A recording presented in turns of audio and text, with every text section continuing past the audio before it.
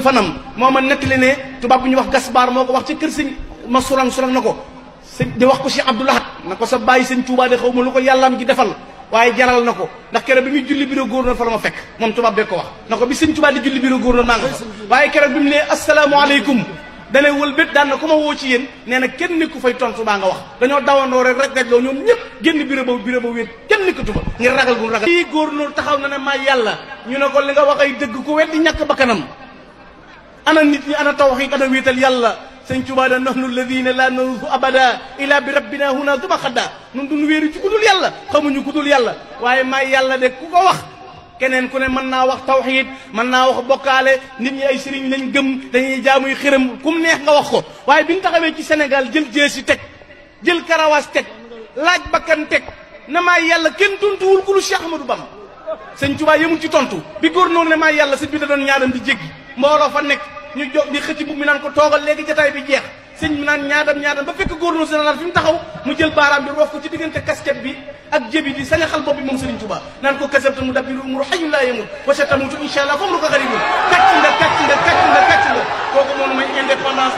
moonu may jàmm ku am jom kennal ko ku am jom wéetal ko ku am jom sant ko Sëriñ Tuubaa lépp Cheikh Ahmadou Bamba muy boole ci ngor gu toll ni kenn amul ngor gi Sëñ Tuubaa am ba muy liggéey yi mooma daanan jàng kaamili alxuraan lan bu Sëñ Tuubaa del siwaat mu bàyyi fi njabootam na xusuur yi xallat wala ahlu anni tafaaraqat li maddexe alladi anhul maddihu xasiiru amatuma kër sama kër yëpp gent na gisatuma Moustapha gisatuma Fadilu gisatuma Mouhamadou Lamine mbooloo mi gisatuma leen lu ma ko yóbbee solo Rasulullah mbubb te lu ma natt mu gàtt ñu naan bu mu del si dana sànku tànkam du fi jaar samaan yaxi jagin Sëñ Tuubaa nee na guddi gi ma jëkkee fanaan Gabon wéet naa fa ba mel ni néew bu ñu tabal ci bàmmeel ay bokkam ñibbi gisuma fa ko xam yàlla gisuma ko koy wax mu sax fa dee su ko fóotal dee su ko rootal dee su ko dimbale ci dara xalimaam da dak àll bi mu nekkoon boo jàngee livre bu tudd 20 ans après Cheikh Ahmadou Bamba gis nga garab gi mu nekkoon xob yi bu wàccee dal ci seew mooy raw tookee jaan bu la bant bi jamee ma raw tookee jaan ndeg ment yi matte bu la matte da ngay nelaw te doo yeewu sëñ bi danaan sëm ñu jël ci jëmmam nit jànj du wokkutu du faxasu te du dàq mu Cheikhul Khadim danaan sëmm rek waaye teewul melaw woowee ko yàlla jagleel